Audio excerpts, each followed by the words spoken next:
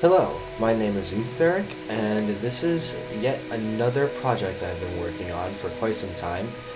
It's called Battle of the Shimerals. It's my own little game. Right now, all of the NPCs are frozen, but I'm going to kind of talk you through it, and then I'll kind of show you how it works. This is probably the game that I've made the most progress on. I say probably, it is. This is the one that's gotten most of my attention. It's also the most complex and is, in my opinion, actually a lot of fun. I've done quite a few playtesters.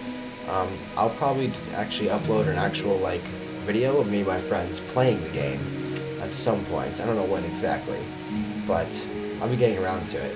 So this is Battle of the Shimerals. It's kind of like I forget the name of it right now, but like games like Smite or League, like when there's like a tower system and like side objectives and like a jungle and like you can buy gear and whatnot. But I'm just gonna kind of show you the map first. So I'll start off actually probably in the lobby. Go to the lobby. So this lobby, if you've seen my other videos, it's the same as all the other lobbies. It's like a similar setup. It's just an easy way of a little small decorated room, a faction system using the custom NPC mod. And also using the team function of Minecraft. So if you want to be Team 1, you just gotta kill this guy twice. I'm sorry, be on Team 1. Oh no, they're frozen. I'll just keep talking about it. So basically you would kill one of these guys. You'd have to do it twice if you're trying to switch teams, because the way it works is it's you're supposed to have a score of 1 for you to be on a team. And so the way these are set up is when you kill this guy, you get +1 points towards this faction and -1 point to that faction. And for you to be hostile with a faction, it has to be -1. So when you kill this, so if you're on blue, you're +1 him, -1 for him. So you come over here, you kill this guy, you get +1 towards this guy, which brings you towards 0, and -1 to this guy, which brings you to 0, 0. They have to kill this guy a second time, and they are officially actually on that team. I know it's a little weird. I don't really know any workarounds with the custom NPC mod to make this work with just killing it once when you're switching teams, but it's just what it is. What this guy drops, what you get is you get your team colors, you get a bloody club, and you get 64 steak. So I'm just gonna quickly grab these just so kind of just dupe these real quick, because I took them out of the NPC, so let's put those back in. There we go. So once you get your team kind of set up, you then here you go, there. You get your steak, you get your bloody club, and you're good to go. So then you're going to TP to your base. You're going to set your spawn at these beds. And this is kind of like the respawn timer. You got to swim through all this water. I believe it's like 13 point something seconds. So this is kind of the punishment for death. Is, well, it takes you a while to get back in the game. And in this game mode, in the early game, that death doesn't really matter. But once you start to scale up in this game, that 13 seconds is grueling. So these are all the things you can interact with in the shop. Other mods I use with this is with the custom NPC mod, I also use Tinker's Construct. And clearly I have shaders too, because why the hell not? But Tinker's Construct lets me do interesting stuff. But these are little minions that you can hire. There's 6 of them here that you can buy, and they'll help you fight and whatnot. Once they die, they'll respawn back here after a certain time period. Same with this guy. They just cost special resources that you get from the jungle, and I'll get into that more. But this is the Grusha Knight. This guy is powerful. You really want this guy. It's if you've ever played League of Legends, I guess you could compare it maybe to the idea of Herald. It's a very powerful minion that helps you take objectives. It definitely doesn't work like Herald. It works completely different. It obviously is not Herald, but it's a shared similar concept. Some big guy to help you take objectives, and these are just little guys to help you just fight in general. But these are 3 different shops. There's the defense shop here, which you spend gold to buy special things. There's thorns on the gold, there's projectile protection on the chainmail, fire for the leather, and there's just straight up diamond armor because it has the most resistance. All this stuff's unbreakable. You can also buy these heart canisters. You can get a maximum health of +20. 1 heart canister gives you 2 health. So I guess that's a max health of 40 then, is what you can get up to. I wish I could make it higher, but I can't find any reasonable ways to increase HP with the custom NPC mod. I mean, like, I could think of a way, but I'm terrible at coding, and I know it's totally possible to create a custom item that can just simply, when you right-click with it, consumes the item and will increase your maximum HP by whatever amount I choose to make it, and you can just buy multiple of that custom item. However, I don't really know how to, like, script and write code, so it's like a very slow and growing. So at some point, I'd like to have this fixed and be infinite scaling, because everything else is infinite scaling in the game mode, and you'll see that in a moment. You can also sell back the heart canisters, because since there is currently a max, you could accidentally buy too many, and that's just stupid in my opinion. So you can also sell them back for the same you bought them for, just to help mitigate that issue. Then you can also buy food, which I would say when I played this game, it takes about 30 minutes to probably play through it. Maybe unless you're like very evenly matched. And like I've had a game go a little more than an hour before. Like I've played for like an hour, like 10 minutes before. So this game tends to be long. So yeah, you're definitely going to be buying food. You can also buy regeneration potions and speed potions and potions of instant healing. You can use these to heal your damaged towers. The regeneration and swiftness is just really good for you to save that for whenever you're fighting a player or something, or if you're trying to take an objective. Getting that regeneration and that speed just makes it harder for you to get hit, and you can stay in there longer with regeneration and whatnot. Then we have I call it just the currency trader. This is where you can convert your gold nuggets into ingots, and your ingots back into gold nuggets. So as you saw here, like things costed ingots and gold. So this is 64 nuggets and 16 gold nuggets. That's how this particular thing is set up. This one's... Technically, I could have handled all of this with nuggets, but the system gets weird with weapons. See, this costs 4 gold ingots. So like, I couldn't just do 2 stacks of 64 nuggets, because when I set up a trader, I can only put in 2 things at most for any cost of something. So that's kind of why I have that kind of a weird system there. Kind of just a limitation of the... Well, also just changed the drop rate of mobs, but the way I made the drop rate with the mobs kind of just fell into this kind of like, this seems to be a decent ratio.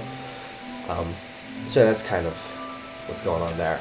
But there's basically different classes. So you start off with your bloody club, and the way it works is you must use your previous weapon in order to get to the next weapon, and you kind of pick your play style early on. So you have basically the war mace, the broadsword, the returning javelin, and the scythe. The scythe has, well, actually everything here is like literally written out. Damage equals 3 in an area. It's like a 3x3 area. You sweep through your foes as if they were weeds. That's just a fun little thing. It costs a lot of gold. All these cost different amounts. So the war mace only does 5 damage. The scythe does 3. The broadsword does 6. And the returning javelin, melee is 4, thrown is 7. So it's the only ranged weapon. I have had to do a lot of rebalancing of this. This used to be, its final form used to be way too powerful, because you can throw these pretty quick. So I've had to like nerf this like 3 separate times to try and find a sweet spot for it. I've had to buff the war mace in interesting ways, but so right now they're all just kind of basic. I mean, like between the war mace and the sword, the war mace is simply just worse than the sword. It's also cheaper, at least in this phase. When you get to the final stage, they're all pretty much the same quality, honestly. So basically, it's about picking the right weapon, or picking a weapon that you want to... There's like a rock, paper, scissors effect, and that gets kind of complicated. I want to get to showing the game more so than getting into the nuance of the balancing. But there is a rock, paper, scissors effect that happens here. So basically, once you enter like a tree, you don't leave it, because you can't sell your broadsword to get a war mace and then switch your strategy to getting the last weapon. So that's kind of like, I guess this is sort of how I made classes. Like, you kind of purchase your class, so you keep working through. It's like, here's the phase, there's like the tier 2 of the scythe. So it starts off just a scythe, Russia scythe, and a lot of the names for this come from, like I said, if you've watched some of my other videos, I do have like this is like on an RP server, and I made a pretty extensive lore with tons of dungeons and whatnot. So like, the lore is kind of like borrowed from that. So like, you don't really know the context of these things, but yeah. So that's just in case you're curious, that's where the names come from. So this is just 2 more damage on the scythe. which is actually a pretty big percentage increase, area of damage. But like, yeah, they all just get like a little stronger. This is now 5 and 9. This one is now 11. This also has mining fatigue, so like you can't hit the same target really fast. So that's kind of where it gets balanced, because it hits for 11, which is a lot. It's the strongest weapon. Then you get to the tier 4, and this is where some of the special attributes start to come in. This has fiery on it, so it does the same damage here, but it's now like enchanted with fiery. It burns for a total of 10 damage over 10 seconds. Then you have your javelin, which is this one is simply just stronger. It's just when you throw it, it does 11 damage and has 6 melee damage. And then you have your Grusha Greatsword. This one has lifesteal. I think every like 3 seconds. Yeah, every 3 seconds you regenerate 1 health, I believe is what it is. Yeah, you regenerate 1 health, and that's just if you're hitting the same target. If you're fighting, that's per target. So you're fighting 3 targets. Each target has its own timer, basically. So you can go bing, bing, bing, and you can heal 3 HP because you hit 3 different targets. But then each target takes 3 seconds to reset for you to heal 1 health from it. A little weird, but there's not much I can do about it. That's sort of based off of the function of the lifesteal of Tinker's Construct. There would be ways for me to do it with scripting, but I suck at that. So that's why I'm kind of using the Tinker's Construct mod in conjunction with the custom NPC mod, because it's way faster for me to use pre-existing Tinker's Construct ideas and just kind of implementing them, because I can't code. I am in a doctorate of physical therapy program, and I don't really have that much spare time. So yeah, that's kind of why some of the things are not as crisp as they could be. I know very little about scripting. I've done my best. The stuff like this can get very complicated very quickly. At least for me. It may be quite easy for some other people. For me, it's the world's hardest thing. And then we have the Ashi Blessed War Mace. And like I said, the names come. Like, these are all... Actually, this one needs to be renamed. This is supposed to be the Ashi Great Sword, not the Grusha. That's interesting. I never noticed that. I'll fix that some other time. So the Ashi Blessed War Mace, this one has 7 damage, so it's weak compared to like literally everything. But why would you want it? Because it's so weak. It has like, it says only knockback there, but it actually has knockback 12. So like your ability to displace people is quite effective with the War Mace. So that's kind of the justification for its low damage. So that's probably a lot for just like going over the weapons. Well, actually, probably everything for the weapons. But basically, those are the weapons. They all cost different things and whatnot. Also, as you why these are here? These are if you've used Tinker's Construct before, you know these are tool forges. And these are so that you can actually equip things to your weapons to enhance them further. Out in the jungle, there's certain creatures that drop creative tool modifiers, and it increases the modifier slot limit on your tools. And also some of the jungle drops resources that can then... So there's a specific camp that drops the modifiers. You can then put those modifiers on your weapons to get more upgrade slots. You can then gather special resources from the jungle that have different effects for whatever it is you're looking for. So you kind of want to... honestly, this game really boils down to a race for resources, because like the more modifier slots you get, the more upgrades you can get, and you need more resources so you can actually apply the upgrades you want. So it's a pretty endless fighting is going on in the game. Whether you're either fighting the jungle, the NPCs that are raiding your towers, because it's, you know how like in like Smite or other I think they're called MOBAs. I can't think of it for some reason. But like there's basically like those little minions that always run towards the tower. Like those so you can kill those ones. So basically everything drops gold too. But you're either fighting players, the raiders, or you're fighting the jungle for resources, and yeah, it's kind of like an endless thing. So I'll kind of walk you through it a little more. So you start with your 3 damage bloody club, and there's some special creature. Oh wait, I'm jumping the gun. This is the shimmer. Each team has a shimmer. The objective is to destroy this. This shimmer regenerates, I believe, 20% of its HP per second. It might be 20%. I forget the exact percentage. I set it up in kind of a weird way. But so it heals really fast. So that's why it doesn't have a whole lot of health. And it also heals itself, but also within a 3 or 5 block radius. I forget exactly how far. It'll heal all of its allies as well for like 20% of their health every second. So like it's kind of hard to take this. Like, you gotta have some pretty good control over your opponents in order to actually take this. Um, so yeah, so it's also super useful whenever for the defenders. Like, you can run back here, quickly regenerate, and then go back to the battle. But there's also like little tiny shimmers like this. So or I call it a regeneration orb, but it's essentially just like a small shimmer. See, their texture the same. They have all the same particles. This will regenerate, I believe, 5% of your health once every like 3 seconds. And there's only like it's each team has their own little shimmer. See, or a little regeneration orb. So it makes it to where like, and they have a pretty large radius. I think it's like 10 blocks or something like that they do it in.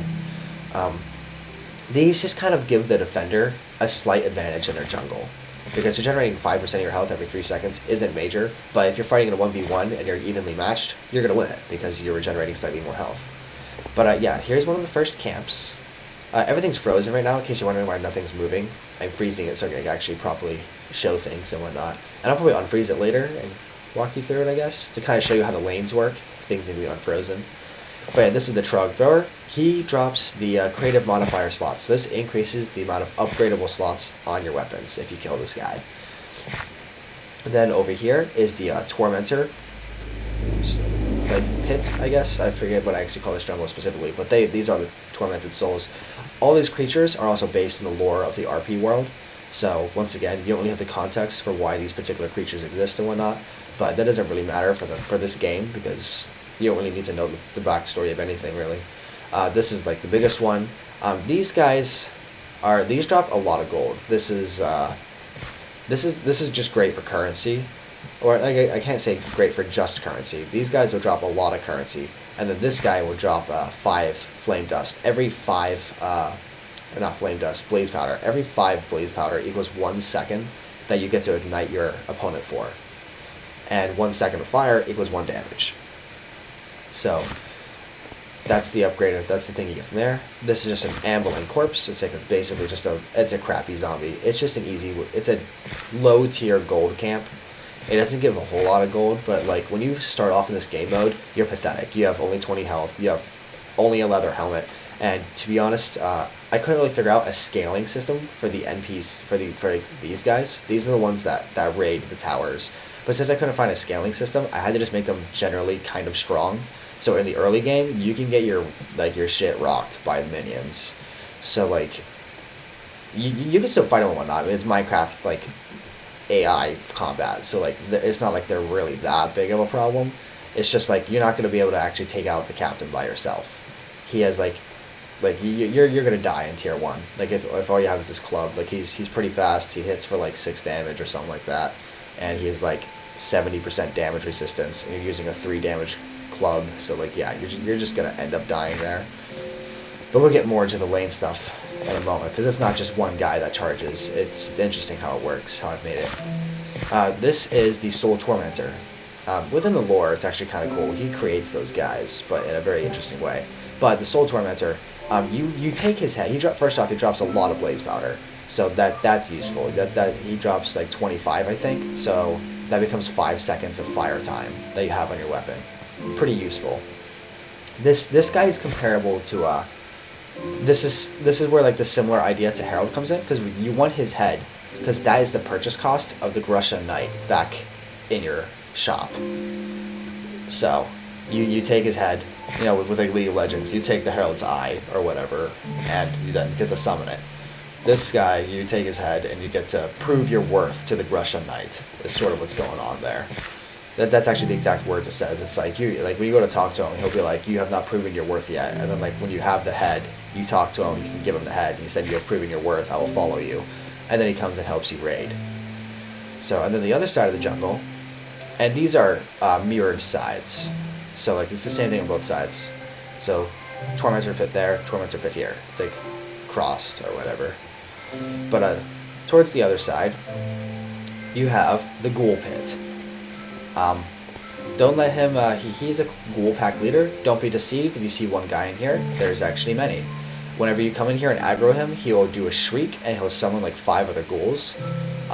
But he alone is the one that drops quartz. Quartz is a modifier that lets you sharpen your weapons. Sharpening your weapons stacks infinitely, just like the fire. and I forget the exact rate. I think every 4 quartz, maybe 8 quartz, every 8 quartz I think gives you 1 more damage. He drops, I believe, like I think he drops enough for you to get 2 damage. I think he drops like 16 quartz, maybe 8 quartz. It's either 1 or 2 damage every time you get him killed, or every time you kill him. So he's like a flat damage boost guy that you can get. Then you have the Crypt Crawler Pit. These are actually some of my favorite creatures. I love how I made these guys. There's also really cool lore behind these guys in the RP world. But so yeah, I had a lot of fun making these. All these, I don't know if I said it earlier, but all these models are they are my custom models. Like they're all things that I've made. So this I can take actually complete and total creative like ownership over, because like this is entirely me here. So, and I think that's kind of fun that I made such an interesting, creepy looking creature.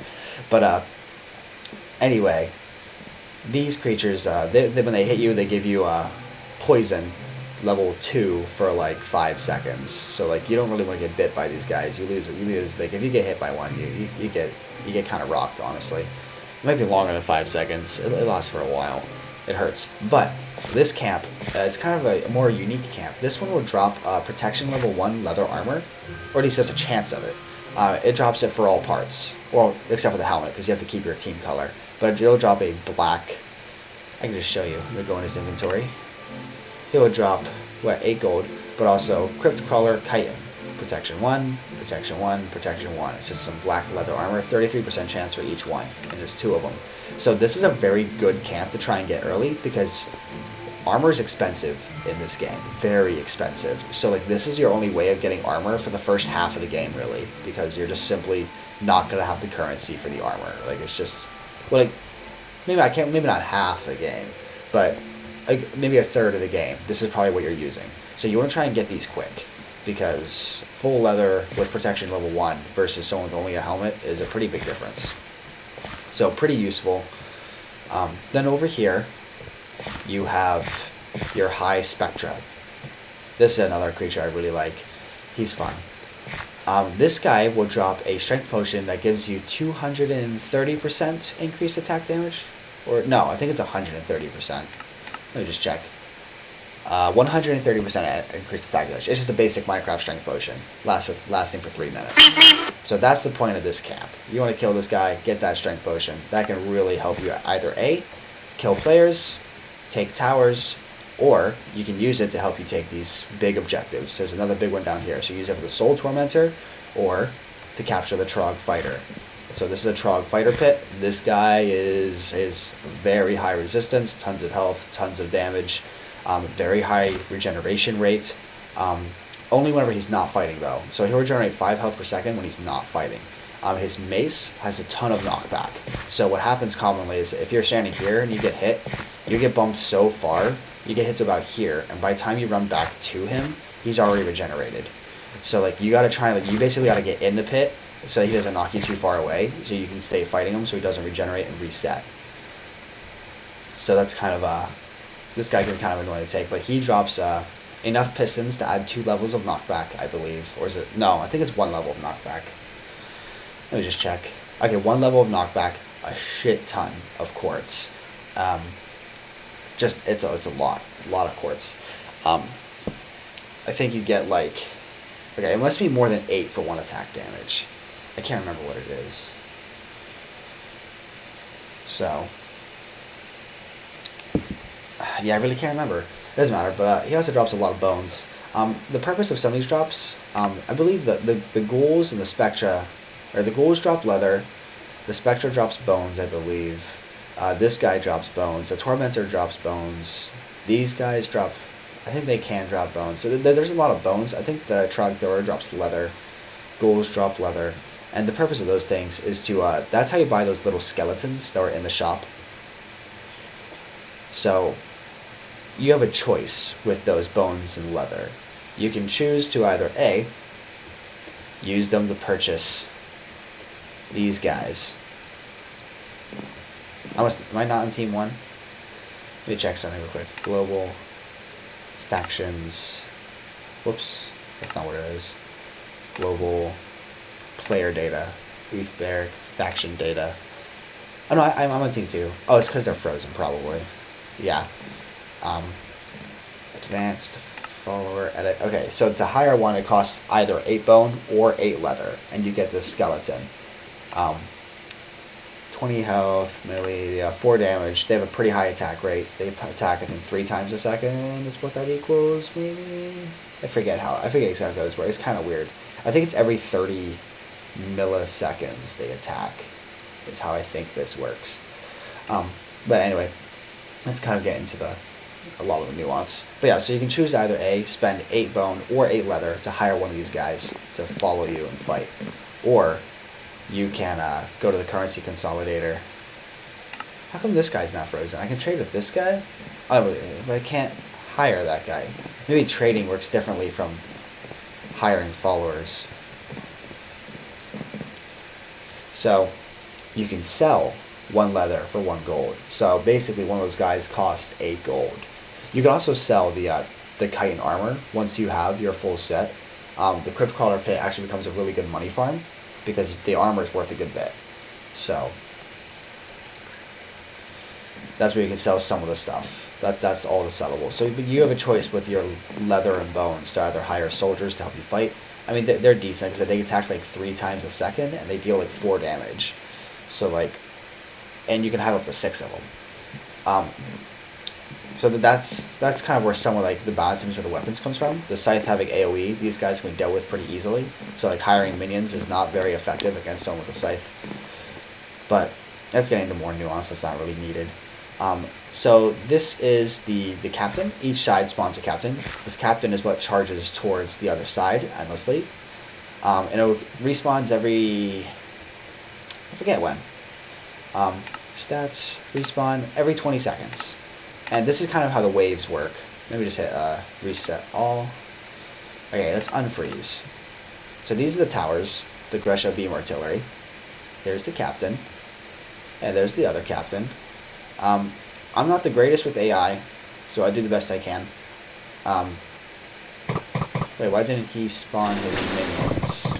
Unless they're back here? So, like I said, my coding's not the greatest. It always ends up balancing out. Like, the glitches basically end up balancing. So, like, this time, this guy got wrecked because he didn't even spawn his army. However, sometimes this guy won't spawn his army. I do the best I can as a very, like, small indie developer is what we'll say. If you can even call me even an indie developer. So he'll respawn. Okay, let's see. Oh, he spawned his minions back here. That's kind of weird. So that's what happened. Somehow he got aggroed. That's what happened. But these guys will defend faction members, so once the tower gets hit, they'll charge up here and help fight, and then they'll, like, things will correct. But, like, look, he's just standing there for some reason. Eventually he'll correct and actually charge, but that'll take a while sometimes. I don't know what actually causes this. That's why it's not fixed. There's no reason it should be happening. He has an endless script to always run towards the Shimeral and fight anyone with an aggro range. His aggro range is 25 blocks. And it's only the captains that glitch out. The minions they spawn, they always work just fine. And look at him, he's charging that tower right now. Like, he's working. Like, now he's fighting now that he's hit. But, like, yeah, so I don't know how to fix that. I have no idea what's happening there. It's very frustrating. Eventually, it does correct itself. Like, this guy will eventually realize, oh, I have a script to run this way, and he'll do it. But I don't know why he'll just sit there for 900 years before he realizes his role in life. Very frustrating. But, yeah. So the minions slowly wear away the towers. The towers do not regenerate. You have to buy potions to heal them.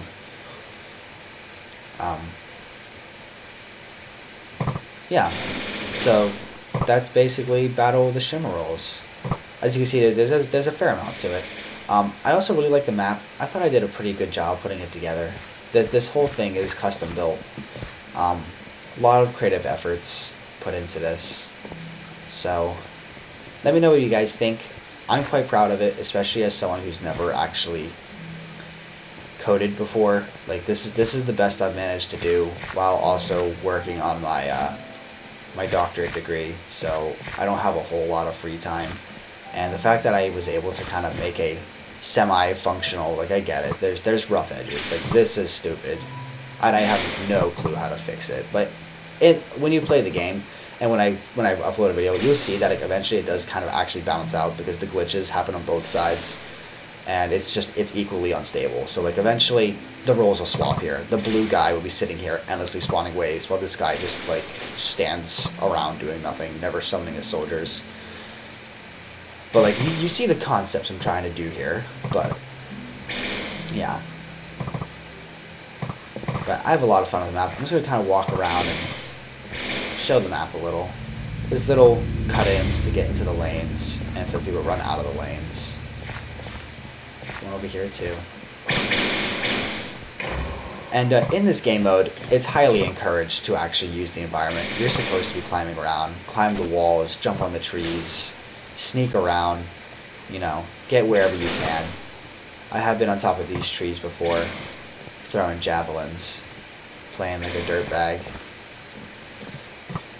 I think, so, what I think is part of this problem here is I think there's an aggro issue happening. Because see how this zombie here is dead? This Ameline corpse? I originally designed these waves to... I made every jungle creature outside the aggro range of the lane creatures initially. However, I've had friends complaining about the golden cup, so I created a weak little camp to try and get gold from, and this was like the best spot aesthetically for it to go. It was just a spot that made the most sense.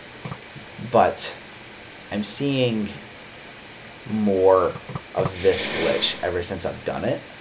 So I think they're aggroing through the wall, or like maybe like if that zombie is like within visual confirmation of right here, like if that zombie's like right there by that pumpkin, like if he's wandering and they see him, they might run out there and kill him instead of running down there. So I think that's where, look, here are the blue minions now. Like there's the captain. Told you, like now green's just getting slaughtered. So eventually it does kind of balance out, and I have no idea why. See, look, he's going. Is he going back to his? Yeah, he's going back to his scripted route. Only the captains have a scripted route. These guys just aggro on shit. That's kind of how they work. So he's gonna run back to whenever he last got disrupted in his script. So since he got aggroed there, he's gonna reset there and charge. But look, now they're actually working. Ish. You see, now they're both frozen again. And now they're fighting. It's just weird. But yeah, I think there's something weird that happens with the Ameline corpses that messes things up. Because the glitch, like I said, it only happens more. It happened before he was here too. So I don't know exactly what's happening, but I know that part of it is an aggro issue.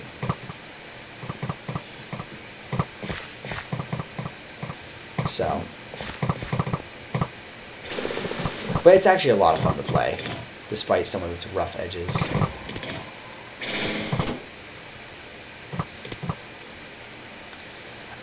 In case you're wondering about balancing the towers, they are 100% resistant to projectile damage. So if you buy the javelin, you can't just sit on top of a tree and endlessly throw javelins at it. You're actually going to do nothing. You have to go down and actually melee it with the javelin. That was just a thing to balance with. Something you can do with the javelin, it would take 1,000 years, but you could put an absolute crap ton of flame on your javelin and then just like sit on top of here and catch the tower on fire and do 1 damage per second. So that would take 1,000 seconds for you to kill the tower. I wouldn't recommend that strategy. That is very slow. I mean, 1,000 seconds doesn't sound like a lot, but if I pull out my calculator real quick, 1,000 seconds. Let's see, calculator, 1,000 divided by 60. That's going to take you 16.67 minutes. So 7 minutes. Let's see, 0.67 times 60. So it's going to take you 16 minutes and 40.2 seconds. So it's going to take you over 30 minutes just to kill the 2 towers with that strategy. And that's what takes, like, I don't know, that is not efficient. There's definitely much, like, I know I've told you before, that the games it can take pretty routinely, probably like an hour. 40 minutes to an hour is probably a normal game.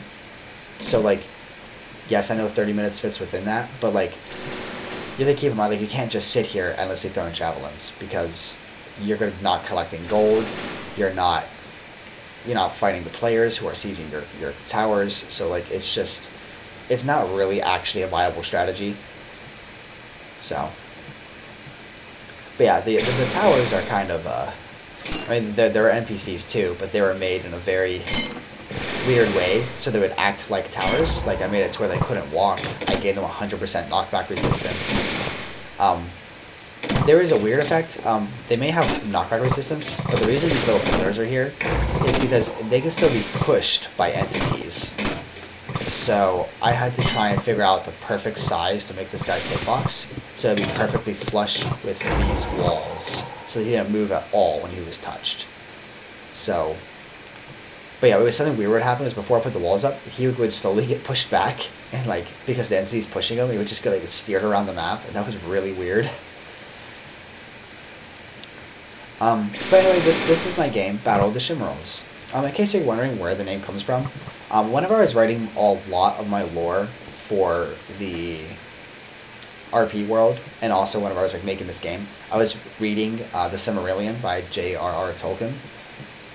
So I've been heavily inspired by him. I've also been heavily inspired by I'm forgetting the name, Neil Gaiman, who writes like he wrote Neil Gaiman's Norse mythology stories. So there's a couple, like I'm very inspired by their kind of style of writing. So anyway, the Shimeral thing. If you've ever read the Silmarillion, there are the Shimerals that are in there. They're just like magical gems that the Valor have made and whatnot. But anyway, those gems, there's very powerful gems that are important to their culture. And so, I mean, I don't like stealing ideas exactly. And so these were originally called shimmers in my RP world, and it was not connected to the idea of Shimerals yet. But whenever I made this game, I was like, I don't know what to call this, and then it just kind of clicked in my head, like the shimmers, and for some reason, like Silmarillion, and I just connected it with this. I can call it Shimerals. So Battle of the Shimerals is kind of what it became. So it's kind of like a little reference to the Silmarillion, I guess. So, yeah, that's my game. Let me know what you think. I had a lot of fun making this. I've also had a lot of rage making this. Scripting has got to be, oh my god, I hate it. I just hate it. Like, I wish my ideas could come to fruition more easily, because there's so much more I want to do with this. I had so much more grand ideas than just like 4 unique weapon classes. Like, there's things that I have such awesome ideas that I simply do not have the skill to implement. But that's all I'll say on that. But it's been fun. So let me know what you guys think. Thank you for watching.